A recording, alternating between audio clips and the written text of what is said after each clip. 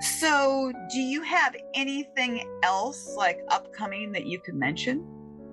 Uh, Only thing that I can mention fully is just like my series that I have on YouTube called "I'm Gonna Be Frank," and I also put it on social media like Instagram and Twitter as well. And it's just a series I've been doing for a while now, and it's nothing like super crazy. It's just I sit down or I'm on the move and I'm just sharing things I've learned or struggles I've had in hopes of like helping someone else who may be going through that. Um, I want to welcome you to another episode of Media from the Heart. My name is Ruth Hill and I'm your host. And today I have, well, another special guest, as you will soon discover, Frank Oakley III. It was Hallmark that introduced me to this incredible person, incredible creative artist, but he is so much more than that. We had such an amazing chat. He revealed things that actually he hasn't even said anywhere else, is what he told me. So you might know him from Sweet Magnolias, but get ready, fasten your seatbelts, and sit back and relax and enjoy another episode of Media from the Heart. Enjoy! Today, I have a very special guest, as always, but he's a very special guest. I've had the opportunity to interview him before, and this is the first time that we've actually gotten to chat, which is kind of cool. And so his name is Frank Oakley III. So it's nice to officially meet you, Frank. I know that we've had this connection for a little while, but very nice to meet you. And thank you for being a part of my podcast. It's nice. Thanks for having me on. My pleasure. So let me give you a little bit, just a little short thumbnail of who Frank Oakley III is, in case you're not familiar with him. Frank is a professional actor and creator based in Atlanta, Georgia.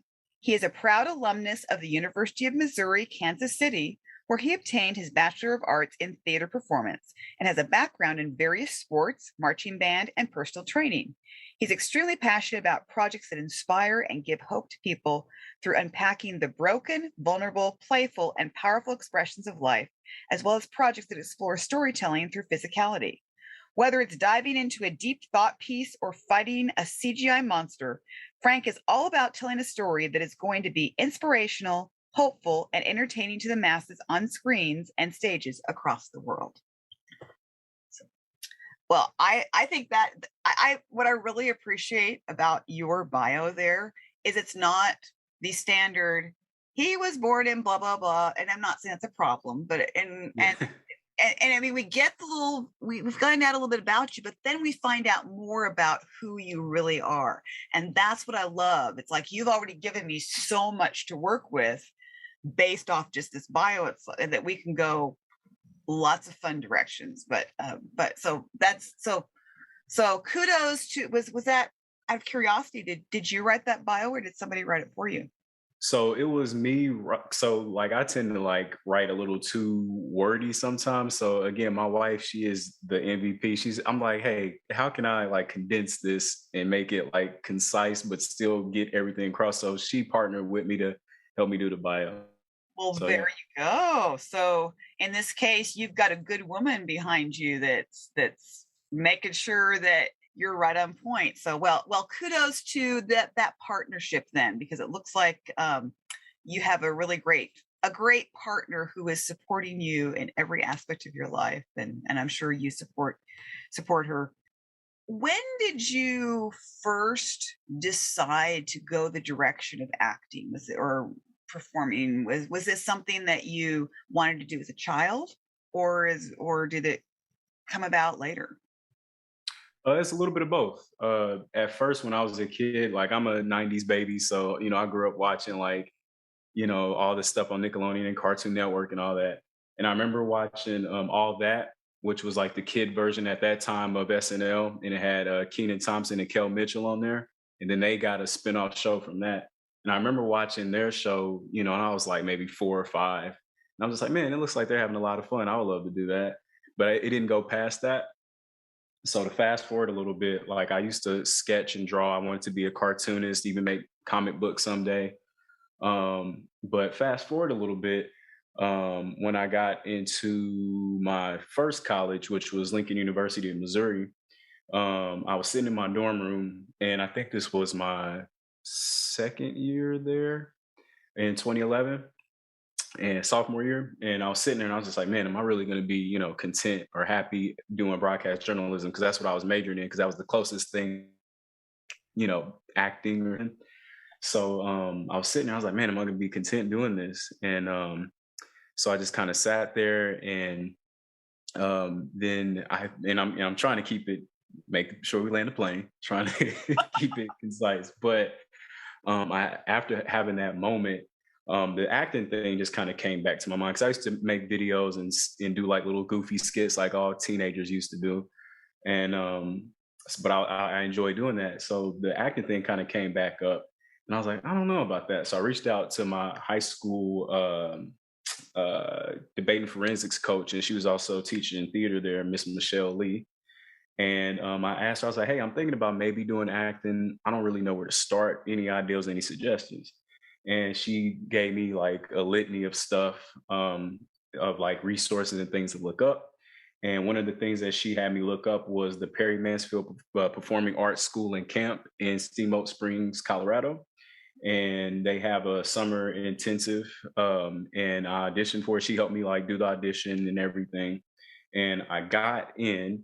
I even got a scholarship, but there was still a deficit, and I forgot how much the deficit was, but I still had to pay a little bit more money in order to go. So then I was like, okay, I don't really know if I can do that because I don't have the money and stuff. She kind of helped me like sell candy bars, just whatever we could do to like try to make the extra money, get real close to it. Still didn't quite have enough. So I just prayed about it, and I was just like, all right, God, if this is something, if acting is something that you call me to do, or it's, what I'm supposed to do, you got to make it work. Cause I mean, I can't. And during that time, also, I think either after I had got accepted or right before, I was also looking at schools, colleges to go to for theater. And one of the schools that I looked at was UMKC, University of Missouri, Kansas City. And I'm from Kansas City, Kansas, which is about maybe 10 to 15-minute difference driving across the bridge. And so I got that. And then I found out, which was way later in life, I found out that her and Melinda McCrae, that works with the Kansas City Repertory Theater. I think she was the head of education, I think, and she still might be. And she was an alumni who went to that program as well. And her and Miss Lee put together the rest of the money to get me to go out there, and a plane ticket, which I didn't know that until way later. So during that time, I had applied for UMKC. I got into that. So those two things confirmed to me. I'm like, okay, I guess this is what I'm supposed to be doing. And ever since June of 2011, I've been doing the acting stuff. So yeah. Oh wow. No, and trust me, you didn't ramble. That was actually you told that story quite well. That was good. It was good. Because you filled in a whole lot more. That was a lot more detail. And I like that you added in those details. That's really something. So from broadcast journalism to acting, which was your real passion. And I love the whole comic book thing. So is that still something? Do you still do sketching? I sketch here and there. It's nothing serious. Like if I'm bored or something, I'll still like sketch little things. But now the comic book obsession has moved to like wanting to be in something Marvel related since like since probably the first X-Men movie back in like 2000. So I'm just like, okay, okay. Yeah. So we'll see. Oh yeah, yeah. Well, that's quite the dream. Then I could certainly see that progression, and yeah, since it's mentioned in your bio about doing physical things, and which it's very clear. I mean, I can look at you and think, okay, yeah, this guy's has has a workout regimen for sure. I mean, that comes across. But you've been involved in sports. I think you mentioned for Mhm. most of your life. What sports have been your big things? So I tried football for a little bit. Football wasn't for me. I tried it for like maybe a season in middle school. Didn't work. But then when I got to high school, I did wrestling all 4 years. I did track and field all 4 years. Marching band isn't considered a sport, but it absolutely should be.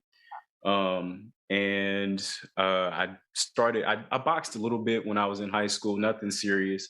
Then dropped it and then came back to it. And I still kind of box now, but again, nothing serious, just more so for like cardio and just staying in shape. And then I was a personal trainer certified for 4 years as well. Oh, that's cool. Well, it sounds like you've been preparing for this Marvel role that we know you're going to get one of these days. We know yeah, you put it out there. I think that all of us listening would say, yes, absolutely. Yes, the Marvel universe needs to employ you for sure. So we'll put it out there. We'll put it out there. We're rooting for you. Um, so then theater, you graduated with a degree in theater. So that Mhm. was so is that then where most of your experience has come is theater? Yeah, most of my experience definitely came from doing theater at UMKC. I was very, very, very fortunate when I got there as an undergrad. My first one of my first shows was a grad show, and for the most part, I kind of was able to do a even balance of like undergrad grad shows. So I was really fortunate to get a lot of solid training through that. And then also, like, I think I did my first professional theater show while I was still an undergrad, Hmm. called Blacktop Sky at Unicorn Theater in Kansas City, Missouri. And I think that was in like 2012, I think. And yeah, so pretty much 99.9% of my training comes from theater. That's cool. Well, because I so then how have you then been able to make the transition into doing TV and film? How did that come about? It was funny because I mean, even when I first started doing theater, I knew that film and television was always my goal. So like, I wanted to get the foundation from theater and then learn how to like transition into that. And I think honestly, the best way that I kind of transitioned into that was just getting experience, getting on set experience. Like I knew how to act, I knew how to build a character and all that kind of stuff, but getting those reps in and learning how, okay, my frame is this big, I need to bring the performance to this frame versus, trying to project to like, 20,000 people or however big, the audience is. So a lot of that transitional experience happened while I was working on set in real time. Okay. So what was um your first like TV film role? Uh let's see. So, and it's not like I've done so many, it's just sometimes Yeah. I forget them, but I believe my first professional TV credit was, I want to say, Detective Number One on uh what I think it was Swamp Murders. That sounds. I know. I looked through your credits. That sounds like I know that appeared, and that was one of the early ones. So yeah, that makes sense. Yeah. So that was that one. And then for film, I want to say my first film credit, which I don't think is on IMDb, is I want to say it was with one of my buddies back in Kansas City, Josh Leonard.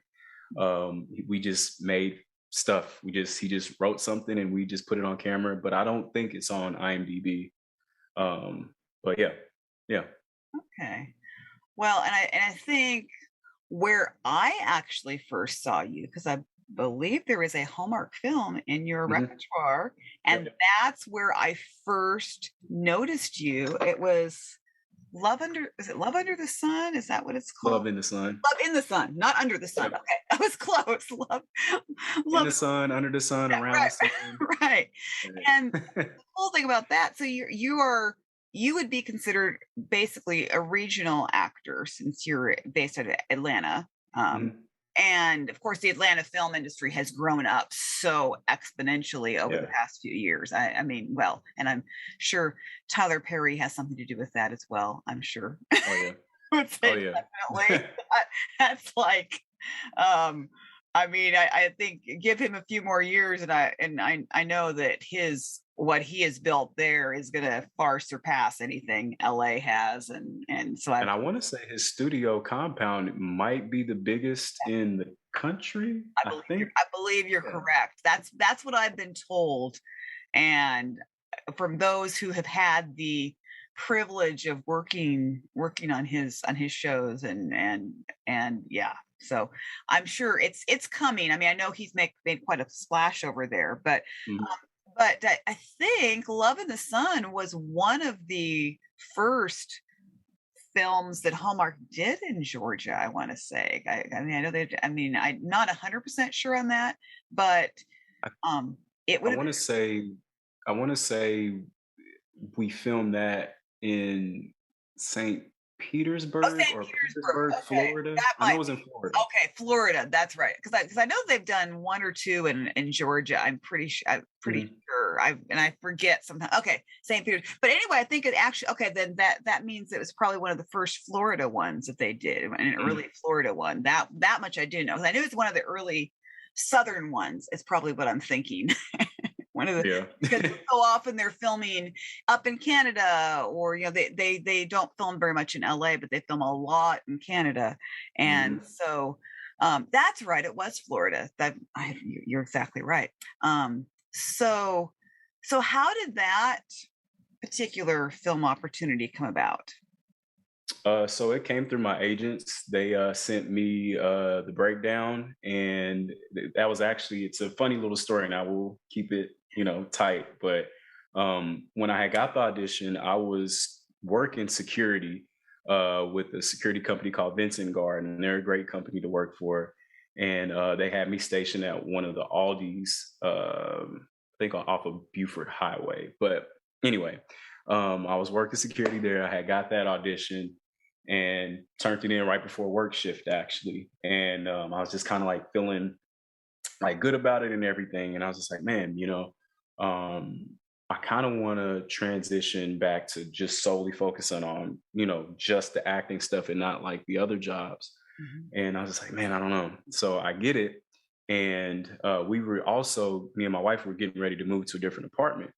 And so when we moved to the different apartment, I had asked my boss, but I asked her, I was like, hey, do you know if they have a location, an Aldi's location out to where I'm about to move to? And she was just like, no, we don't. Officer Scott, there it is. And she said, we don't. So that was kind of tough because then the money I was making at that job really wouldn't weigh out how much I had to drive from the new from the new apartment to the Aldi. So I was just like, man, I don't know. So I got the booking, and I was like, okay, I think I have to quit this job because the whole apartment thing, but also like I just kind of felt in my spirit like I feel like I should just try to take the leap and only focus on the acting stuff. So that project was a big faith jump for me to get a part of. So that project's always kind of like a little special thing up in here. So Oh, yeah. oh yeah. Well, and I still remember you from that movie. I mean, that's again, that was my introduction to Frank Oakley III, was that movie. And I remember that you stood out. Your character stood out to me in that movie, because I try to watch all the Hallmark movies. I'm a little bit behind right now. I'm still watching Christmas movies. There's so many. There's so many, and There's so many. yeah, but I do typically I'll eventually get caught up, and I've watched most Hallmark movies. And so were you that familiar with Hallmark when that job came along? Yes and no, but more on the no side. Because funny enough, Hallmark's headquarters is back in Kansas City. So I've auditioned a lot for like Hallmark card commercials and things like that. But yeah, that's as far as my knowledge of Hallmark went. So my wife had to school me on the Hallmark of like, oh, this is exactly how it's gonna go. This is how you should do it. Da, da, da, da, da, da, da. And I'm like, okay, cool, because I don't know nothing about it other than that. Yeah. Oh, well, that's good that your wife was able to do that. That makes a lot of sense, because yeah, we know that most yeah, I've got a virtual audience, and both of these people, they do watch Hallmark. Interestingly enough, I had Chad on another recording, because since he's a podcaster, and he calls himself the male unicorn in the Hallmark universe because he watches the Hallmark movies. And so we, Man, but most people who watch Hallmark still are women, That is true. Their men often will have to tag along and watch along with them. It's like, okay, I want to hang out with my woman, so I'll watch it. But that's good. That's good that your wife was able to help you out with that. Um, so I know that you were part of the show Underground Railroad as well. Hmm. Um, and that show is one that's on my watch list. I have not watched it yet, but I know I want to. I mean, it's like one of those that's on my to be watch list very soon, for as a matter of fact. And so what was the experience like being in a show like that? It was amazing. I mean, the subject material was a little tough, but the experience was amazing. I mean, literally, I want to say maybe 3 to 6 months before I booked this audition, or yeah, booked this audition. I was literally watching an interview of Barry Jenkins accepted an award, and his speech just blew me away. And I was just like, man, just saying it as like a throwaway, like, man, it'd be cool to work with him someday, not thinking that it would ever actually happen. And then it happened. So that experience working with him it was exactly what I thought it was going to be, and then some. He was just he's just very open, very collaborative, even with the role that I had, which I try not to say big roles or small roles, because I mean all the roles are important, but for the sake of, like, the conversation, I'll say a small, Mhm. with quotation, smaller role. And like I would just be doing little things in character, having little moments. Like there's a moment when Charles Green comes in. He's an actor who's also represented by my same talent agency, and he's a really good dude. He comes in and he is asking where is Caesar, who is played by Aaron Pierre. And Stevie Baggs, who is, all three of us are friends in the storyline. We're both supposed to point to where Aaron is, but I in character I'm like, I don't want to point because I don't want to rat him out. And then Barry comes up after, he's like, so why didn't you point at him? I was just like, I just didn't want to snitch on him. And he's like, okay. And it would be just little moments like that where he would ask like what I was thinking about when I did something, not to like chastise me, but just be like, and I don't think I had to prove it to him either, but he was just open to be like, okay, if it makes sense, Right. I'm cool with it. Like that collaborative with, again, quote unquote small role, it just spoke to him as a collaborator and as a director. I got really close with Aaron and Stevie. So a lot of the like friend stuff you see on camera, that's pretty natural and pretty genuine. Yeah, it was just an amazing experience. It was an amazing experience. That's cool. Yeah, well, that's a show that I've heard a lot about, but then I there are so many shows out there Hmm. that kind of goes on the back burner for a while. And then as I was preparing to interview you again, like even last week, I was looking, it's like, I need to look that show up because I know I've heard such incredible things about it. And so now that I've talked to you about it, it's like, okay, I really want to watch it. It's like now I really do. I will say when you do watch it, definitely pace yourself, because I mean it's a heavier show. Yeah. I don't shy away from it, Right. but definitely pace yourself. Pace yourself. Yeah, I've been learning that because I've just started watching The Handmaid's Tale, and Hmm. that is again a really heavy show, and I have to really think about, okay, do I need to watch this right before I go to bed? Probably not. It's like I've got to figure out the right times because really heavy where you've got to really pay attention. So that's good to know. I will definitely do that when I watch that. I'm not. It's not one. This is a perfect segue. Sweet Magnolias again is one that, yeah, it deals with some serious things, but it's a little bit lighter, so you feel Hmm. like you can watch, you can sit down and just like binge like people have been doing. You read all the comments of people are just binging it in one night because the season, Yeah. it's because it's really good, but it's also not quite as heavy. So what was it like for you, that whole experience of auditioning, landing that role, and filming that role? What has been the Sweet Magnolia experience for you? It's been a lot of stuff. I'll start with what it's been, and then I'll hop back to what the auditioning process was like. But this show, man, and I'm not just saying this to, like, this is really just opening my heart here, but this show has been being a part of this team has just really helped me find my feet here in Atlanta. It's helped me just find my comfortability on sets. It's helped me find some great community of people.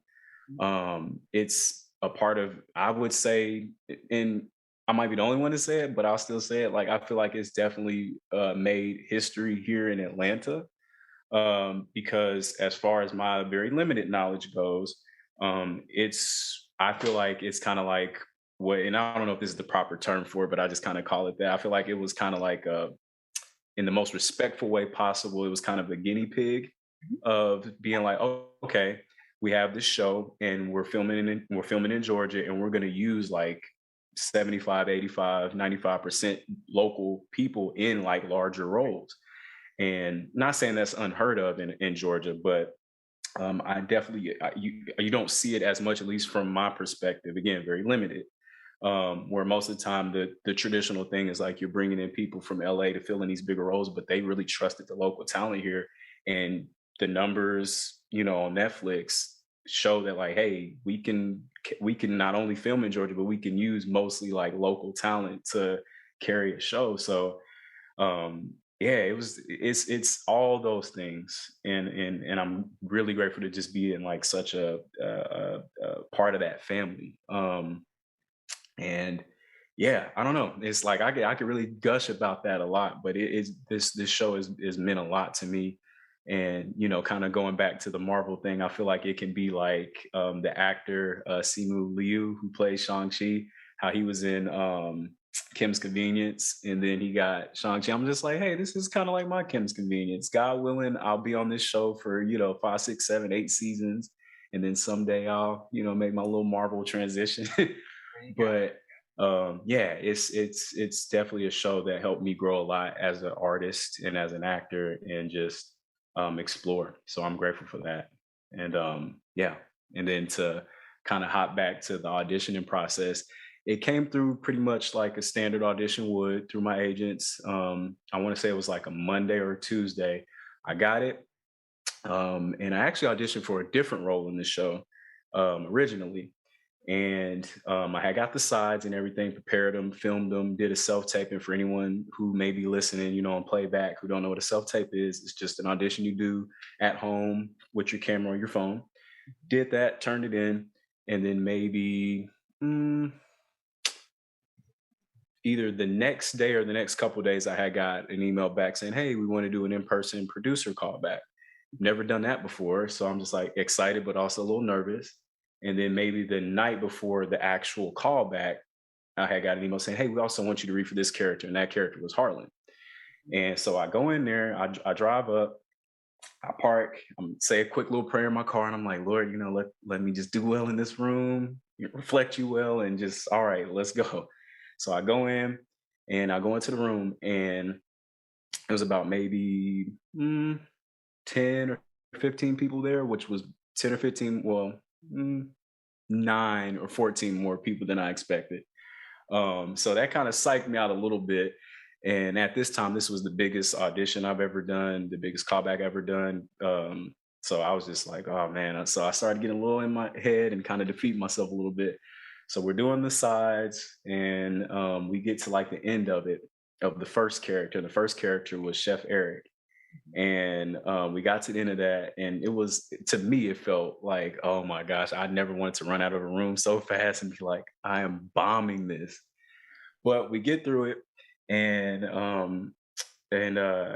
as I was getting ready to, pack up and leave, I was just like, they didn't read me for Harlan yet. Should I? Because man, I don't know. I don't know if they want to see more, because I just bombed this. But I was like, "Do you want me to also do Harlan?" He's like, "Oh yeah, yeah, sure, sure, absolutely. Can't believe we almost forgot that. Go ahead." And that one was a little bit easier because I had already bombed the rest of it. So I'm like, okay, I can't get much worse than what I just did. So all right. And then just to backtrack a little bit, there was also I have what I call the perfect actor setup in that room, where I went in the room. Norman, the director, he actually looked at my resume, which they don't always look at the resume, but he like legitimately looked at it. He even recognized somebody on there, which was Rich Newey, who directed Love in the Sun. And I was just like, oh, this is great. You know, he looked at my resume, he recognized somebody on there. We're good. But also, I think he sensed I was a little nervous after I was kind of stumbling through the first round of sides. So he was just like, "Hey, we like you a lot. Relax. We want you to do your best." That made me more nervous. So I was just like, okay. So all of that, and then to add on top of that, the reader for that audition, he was Chase Paris of Chase and Terra Casting here in Atlanta, which are they're one of the bigger casting directors here. So I didn't know that until I got home, and I was like, "Oh my gosh!" Not only did I bomb this audition, I bombed it with one of the biggest cast directors in town. I'll never get this role. I won't. They won't call me back again. Oh my gosh. But then fast forward the day before Spider-Man comes out. I was really excited to see it. And I needed that pick me up because I thought I did so bad with this audition. I get the offer around like 10 p.m. the night before Spider-Man comes out. And I'm just like, oh my gosh. So that's the condensed version of how that whole audition process went. Oh my goodness. Yeah. Well, and it was interesting. Chad, one of our audience members, who just said, "You usually book the auditions that you bomb." And I was thinking that to myself, I was thinking so many actors I hear, "Oh, I bombed that audition and then I got this role." And it's just it's always interesting how so often I'll hear actors say, "Well, if you feel really good coming from an audition, you probably aren't going to get the Mm. role." Yep. And not that it's always that way, but it's I've heard enough stories over the years that I'm hearing you talk about how you felt like you bombed it, and I'm thinking, yeah, that's a good sign because you're probably gonna get it. You're probably gonna get it. Man. Uh, oh, and yes, And and I feel Chad said you must have been so excited while you were watching Spider-Man. oh yeah, that helped. That helped a ton. Cause I'm just like, yes. I can imagine. Oh my goodness. Well, that just tells me so much. It's so exciting. I love that you're telling us some of these details that I've not heard before. So that makes it really fun for me. And you're I never talked about them before either, not publicly. well, So there this you is go. So you have the good. opportunity. I'm glad because I find it just fascinating. We're really getting a more of a snapshot idea into who you really are, and I love that you're so open and you're sharing all these things. It makes it lots more fun because then when I watch Sweet Magnolias, I'm gonna be thinking these things. Oh, he told me about this story and that story, and so 2 seasons in now, but the ratings have been so strong, and I mean it's all over everywhere. I my feed is constantly full of Sweet Magnolia stuff. Mhm. I never have to worry because the Hallmark audiences love it, and since I have so many friends who are into Hallmark anyway, they love it, which is just right up their alley. And then people who you don't. It's amazing to see the support from people that you wouldn't think that they would even be going for it. Yeah. Yep, they have this. They're the sleeper audience, which would probably be some of my demographic because I grew up, country in the hood, so normally we wouldn't be watching that kind of stuff. But because like they either know someone in there, because I've had some of my like most intimidating friends hit me up like, "Yeah, man, I'm about to watch Sweet Magnolias, man, season 2, let's go." Like I would never think that, but it's like it's one of these shows. It's one of those shows that like once you get in that first episode, you're actually like, okay, because it kind of going back to Chad's point of being the unicorn watcher. I think that same demographic kind of goes with Sweet Magnolias at first, where the hardcore people who love like the Hallmark feel, they're like all over it, and then you're just like, oh, wait a minute, this is good. I'm invested in this. So it's not what I thought it was. Of like, oh, another like Hallmark kind of thing. Like, no, this is just really surprising. It's really different, and if you give it a shot, you'll really like it. So yeah. Well, yeah, it's got some edge to it. You're Hmm. not you're not just gonna you still come away feeling good. They're dealing with some pretty serious issues. Yeah, and they're not afraid to explore it, which is something I really, really like. Really, really like. Exactly. And I think it's really smart if you think about it, since it's filmed in Georgia, and there are people who are probably watching it who are watching it because it's filmed in their state. It's filmed in their area. Georgia's a pretty big state. You get all those people watching it, you don't have to worry about the rest of the country. I mean, if Georgia's Right. Georgia's watching it, and you get a huge amount of people in the South watching it, Hmm.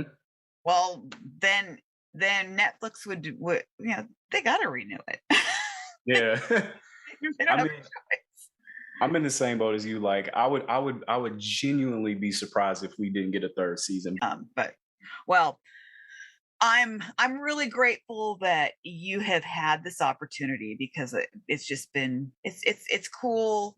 It was really exciting when I first reached out to you because I knew about your work at Hallmark, and then it's like, oh, Sweet Magnolias, look, look at all this, and so that's really cool. Um, so I think, and I also saw listed in your credits, the Wonder Years. Is that what I Hmm. saw? Now this is the new Wonder Years. Is that is this like the because I have not, I know I've heard about it, but I've not actually seen it. And so you've been a part of that as well. Yep. I was in episode 5 called The Lock In, and I was the pastor. Oh, And I'm kind of in charge of the lock in, and it's a lot of antics and shenanigans that happen behind the scenes. But yeah, it was a really fun episode to work on, and it gave me a chance to like tap in more to my like silly, goofier side. Because I'm usually always, going out for the serious stuff, which I don't mind. That's my bread and butter. But I'm also like really goofy, and I never get a chance to do that. So that was a blessing in that way too, just to explore, a side of me that I don't necessarily get to express on screen. okay. Well, I know I need to look that one up. Did you ever watch the original Wonder Years? Yeah, when I was younger, that's when it used to be on ABC Family, Mhm. that channel, and I would watch it. And I would watch it faithfully, but like, if my Saturday morning cartoons or something have transitioned to like the adult stuff, I'm like, okay, let's just see what this is. And I would watch Wonder Years quite a bit. Okay. Well, I will definitely have to look that one up and see you in that because that sounds like a fun role. That sounds like an ideal role. I would love to see you as a goofy pastor. That sounds like fun. Yeah. That sounds like fun. Yeah. Sometimes it's like I just want a comedy. I just want to turn something on just for fun and Yeah. cool that you got that opportunity. So, do you have anything else like upcoming that you could mention? Uh, Only thing that I can mention fully is just like my series that I have on YouTube called I'm Gonna Be Frank, and I also put it on social media like Instagram and Twitter as well. And it's just a series I've been doing for a while now, and it's nothing like super crazy. It's just, I sit down or I'm on the move and I'm just sharing, things I've learned, or struggles I've had in hopes of like helping someone else who may be going through that. That and then I just wrapped a project. I'm really excited about that. Obviously I can't say anything about it, but I am really excited about that one, and I don't know when it'll come out, but I can say it's a film. So that's probably about all I can say. I could probably say more, but I just always play it super safe and just like, I guess it's making me practice for when I'm in Marvel when they can't say anything. It's just like, yeah. Yeah. So well, that's great. Well, we'll be looking for that, and we'll have to look up that YouTube show because actually, I'll admit I'm not even sure that I was aware that you had a YouTube show because or maybe I was at one point and forgot. So I I mean, will. I don't I promote it, but I don't like advertise it like that. So it can be really easy to miss anyway. Right. But No, but I'm glad you mentioned it. So Paula, I know you must have some questions, so I'm going to bring you on. I'm gonna be all over the place, but I'm gonna oh no, you're fine. I'm gonna be stick with Magnolia first. Okay. And I love your character. I wish they'd give you more. Thank you. I could see you. Where would you want your character to go? Again, it is another running joke in my house with my wife where it would be interesting to see him, because I can kind of see Harlan doing something political almost, where it's like maybe he can run for mayor someday. I think that'd be interesting to see. But that's definitely something I've played around with in the house of just like, I think I would like to see him run for mayor or do something community oriented where he's like serving or helping. I mean, I know he's doing that. He gets to do that with the baseball team and the kids, but like, how can he maybe expand that reach? Yeah. Yeah. My daughter-in-law texted me yesterday and she goes, "Oh my God, the cliffhanger." I go, "Oh my God, yes, the cliffhanger." She was just on season 1 and I was on season 2. Oh gosh. She goes, "No, no, no, don't tell me, don't tell me." She was like, and then she called me later in the evening. "I watched it. I can't believe it." And I go, we were just like so excited, it was just because she thought I was, she goes, "Did you know it came out?" And go, "Yeah, I binged it all night long." So I did see it. And so how long does it take you to do one season? What is your filming? I think it varies sometimes. With season 1, I want to say we started in July and wrapped around maybe October.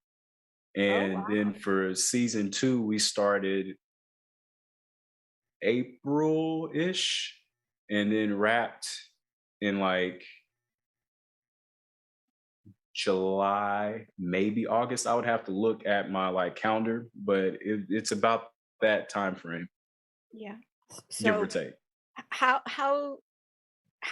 soon do you know once they announce that the season has been picked up, season 3 gets picked up, how soon do you know like where you're that you're going to be coming back or that you're going what your character is going to be doing? Do you know that when they hire you, do you get to read in ahead and see where your character is going? Or I don't, but I know like the series regulars, they do get to get like full scripts ahead of time. Usually, how it works with me is whatever episode I'm going to be in, I'll get that script. okay.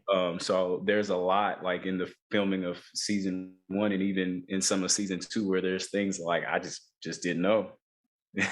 Okay. So you're just as surprised as the cliffhanger as I am. So Yep. so, okay, and we won't tell Ruth. We will have to watch it. Right. And, I will say the cliffhanger in season 2 definitely went up the one from season 1. So I just was shook. I was shook up. My heart. I did not. Oh my goodness. Can I handle it? I know. I didn't. I haven't gotten quite that far, but I'm not surprised. I'm not surprised. Yeah. I didn't like it at all. It was so then in your little bio thing it said that you're a storyteller. Are you meaning you're acting your stories out, or are you actually making stories and telling stories of things from your life or from uh, family histories and stuff like that? Yeah, it's definitely a little bit of both, especially, on the acting side, but I'm also like, writing scripts and coming up with different film projects I want to do. I haven't like put the foot to the pedal as far as like getting them done, but I'm definitely like, I have all these different documents of like ideas and tentative scripts to where when I get to a specific place because I want to be able to do them and do them well and with excellence. And I know I can't do that just yet because I want to make sure I can hire, good production team and make sure I'm paying them well and all that kind of stuff. So just getting the concepts down. And then once I can get the other stuff in line, then it's like full sail. Yeah. It also said that you can accents, you do the accents African or Jamaican or British. How do you do that? How do you change your voice? Do you have to study it? Do you listen or?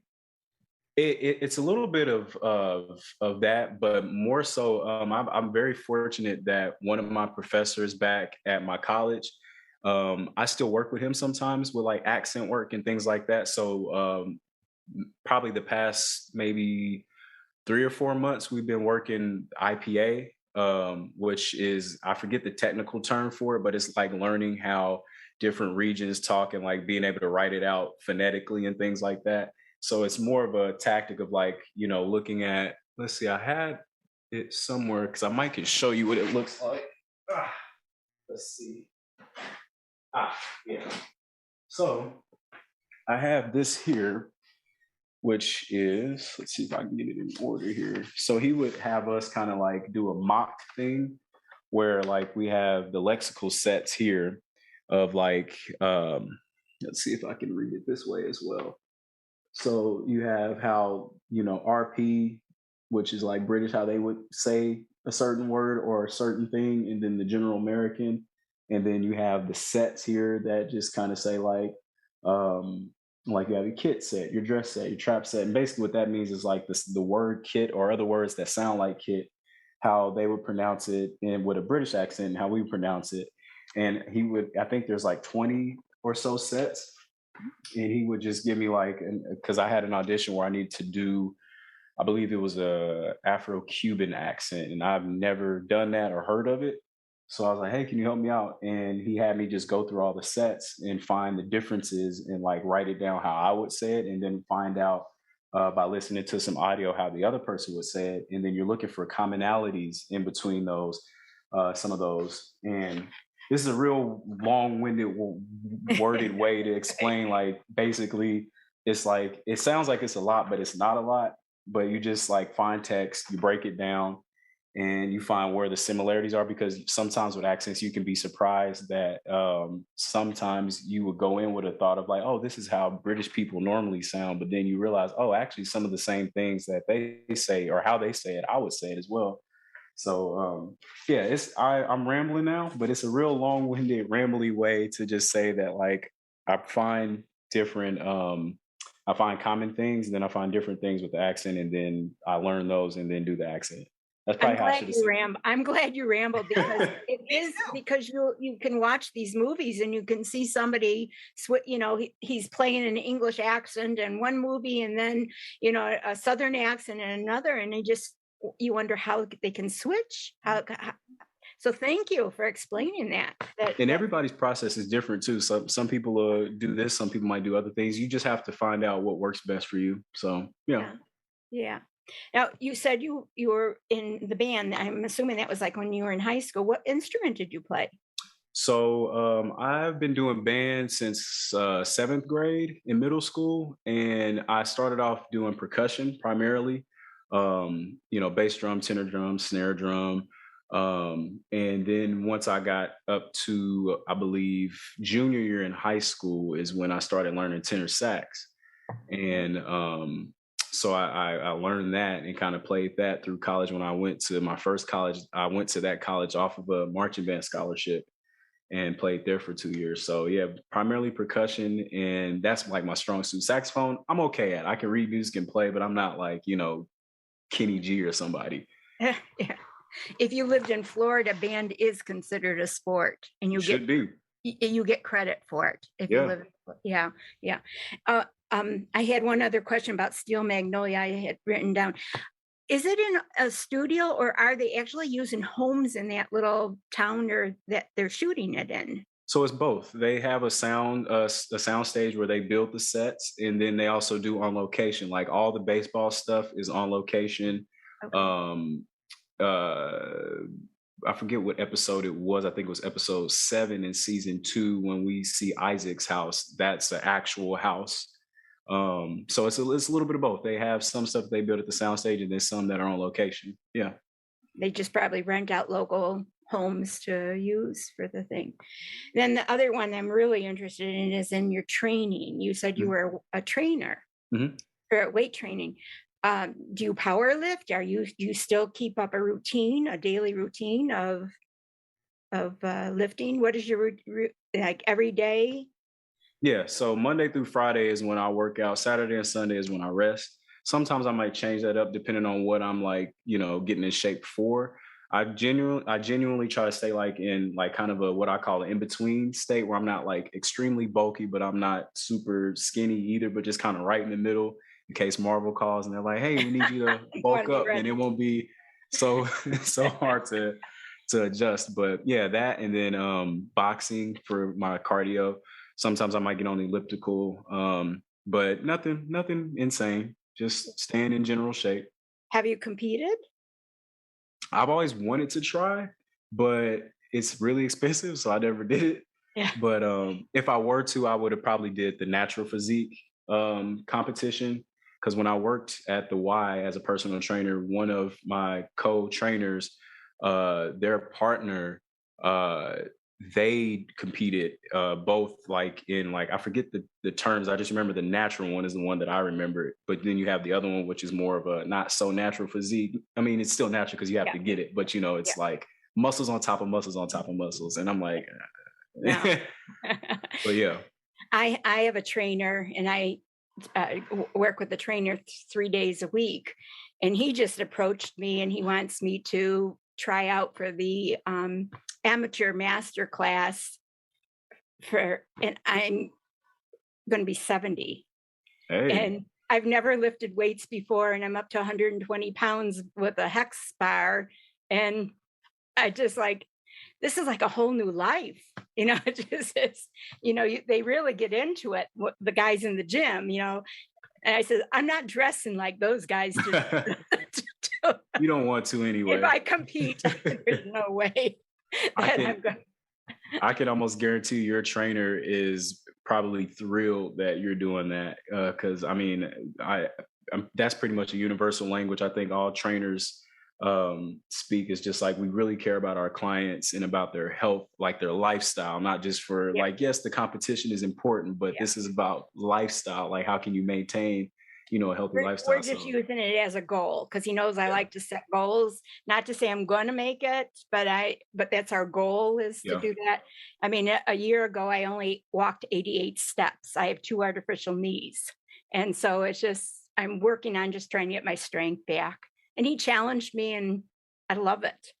So it's just love it. And it's so, well, last question for me is, you mentioned your wife. Is your wife in the industry? Is she doing acting, or is she just a great supporter? Or she's all those things. Yeah. We actually met at UMKC. We did a show together, The Three Sisters by not Stanislavski. What is Anton Chekhov? Yes, we did Three Sisters. Oh. And that's how we met. We started kind of like talking and everything, and then fast forward, we end up getting engaged and married. So yeah, she is an actor and creator, and she is the reason why I was able to really pursue this thing full time, because she was the one that kind of definitely took the bullet and worked a like normal 9 to 5 while I really tried to forge ahead to do this. Yeah. And fortunately, we definitely were able to get to a place where now she's jumping back in. It'll be a year, I think, next month that she's jumped back in to that space. So she acts, she creates content. She's really passionate about children's programming. So like, Sesame Street and PBS and things like that. She, on her YouTube channel as well as her Instagram, she makes content for children using puppets. So she's also a puppeteer. Ooh. And just recently, and I don't remember the exact title that she has, but long story short, she works in partnership with Influence Lab, which is an organization that brings together women of faith in LA. And they wanted to bring that down here in Atlanta. So now she's like kind of in charge of bringing that down in Atlanta. And the very, very last question for me is, what character am I going to be watching for you to be in this Marvel movie? I'm such a nerd for this stuff. I literally looked up lists of people I can play that are, within the Black Panther situation. People who are bald, because I'm going bald, so pretty soon I'm gonna have to do that. Like, I've looked up all these different things, and like, I don't know who I would play. I mean, I would love to be leading a franchise though, for sure. If anything, there's been some jokes thrown around, just like, hey, you kind of look like Anthony Mackie, so maybe you can be an alternate universe Falcon or something like that. And I was like, yeah, maybe I could be his cousin. I don't know, but yeah. A good character or a bad character, evil or good, doesn't matter. It doesn't matter. I would say I would have a fun time playing a villain though, I think. Villain, yeah. I hope you get your dream. Me too. I appreciate that. Thank you for answering my questions. Thank you for the questions, Paula. Yeah, I know. You could see why I keep her around. She's pretty incredible. She didn't tell you she jumped out of a plane not too long ago as well. Wow. What was that like? It was a challenge that when my grandson was 12 years old, I took him parasailing and he wanted to do it again. And I had white knuckles and I was like shaking. And I go, "Oh, honey, when you get older, we'll do it." He goes, "Jump out of a plane?" And I go, "Okay, we'll jump out of a plane." Well, he turned 20 this year. And in November, on the 27th of November, I showed up in Miami and says, "Guess what? We're going to jump out of a plane." And we went 10,000 feet in the air and did a free fall. I mean, 122 miles an hour free fall. Yeah. It was awesome. It was just so awesome. It was like, I always said I was looking for freedom, but I found peace, because when you're just floating down, it just is breathtaking and it just peace. What was that moment before, like right before you did it? What was that? Oh, like? My heart was pounding like crazy. And I'm thinking to myself, what did you say to this kid? Why did you agree to this? He said to me just before, he said, "Grandma, I was 12 years old and you're going to hold me to this?" I'm teaching you to stick to your word. That's right. That's right. But it was an experience that we'll never forget. That we did. And I said to him when we that first jump out, I said, "Don't close your eyes. You only get that first once." Wow. It's a first free fall, first jump, first. And I said, "Don't close your eyes." Yeah. Wow. It was wonderful. Hey. Yeah. I'm sweating just thinking about that. That's amazing. Yeah. 69 years old, and I did it, so I'm just really thrilled. That's amazing. I hope to do it again someday, but I'm going to work on my weightlifting. That's my big challenge right now. That's right. That's cool. Yeah. Thank you so much. Thank you. Thank you. Yeah, I don't have a question. I just want to thank you for coming on and doing this. This was fun. Yeah. I always enjoy hearing about actors' experiences and auditions that they've had, and the joy they experience when they book a major role. It's always fun to hear about. Yeah, because I appreciate you tuning in. Yeah, Chad's an actor too. He's a podcast. Nice. So yeah, you know. Yeah. So and I also worked as a personal trainer for like 12 years. There you go. Like, you two might have something in common here. Yeah, I know exactly. Chad. Personal training does pair really well with acting. Like, yeah. Well, thanks so much. Yeah. Thank you. Thanks for coming on, Chad. That's great. Well, Frank, man, this has been absolutely amazing. I loved all that you shared. So thank you so much for sharing all that you did, and then a beautiful virtual audience, and so this is awesome. I've thoroughly enjoyed it. So thank you. Yeah, I really appreciate it. I'm glad you reached out and asked, and if you ever need me to come back again, I'll be glad to. That's good. Yeah, that's good. Well, definitely when you book the Marvel movie, we will definitely have you back. That's gonna be definite, but probably before that, because it's you have I think that we could have a whole series of shows. There's a lot of things that I think we could talk about. But just thank you for sharing like you did, and if you guys want to thank him, if you want to unmute and thank him, feel free. You can jump in and say, thank you, whatever you want to say. I really enjoyed today. It was very nice. Thank you so much. And please give our regards to your wife also for putting up with you. Yeah. Yep. All right. Well, thank you all. Thank you, Frank. Thank you to my audience as well, Paula, Chad, and Darlene. And have a great rest of your day. Great rest of your week. You too. Thank you, guys. All right. Bye-bye. Well, this was the first time that I got to chat with Frank in person via Zoom. And And I have to tell you, he thoroughly impressed me. I was reminded of so many things that I adore about him as a person, as an actor, as a creative artist. And I just appreciate his philosophy and all that he was willing to share, the stories that he shared. And after all, no doubt we're looking at our next Marvel superhero. I mean, come on. We're talking about Frank Oakley III, who could play absolutely any role that he wanted to. So let's take him from Sweet Magnolias and Hallmark and get him in that Marvel universe now. I am very excited about whatever movie he has coming up. I'm excited to jump in and watch him in the Wonder Years. But I really hope that all of you were able to get a sense of who he was and who he is in this particular episode. What I would really appreciate is that if you would look at the show notes, please follow Frank, of course. But I'd really appreciate it if you follow me as well. If you're listening on Apple Podcasts, please rate, review, subscribe.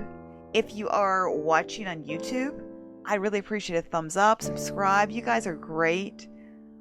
I hope that you'll join the Facebook group so that you can come and be a part of my roadshow audience. I've got some great people coming up a little bit later on this summer and in the fall, so please join. Regardless, I hope and pray that this episode has blessed you and that my podcast continues to bless you.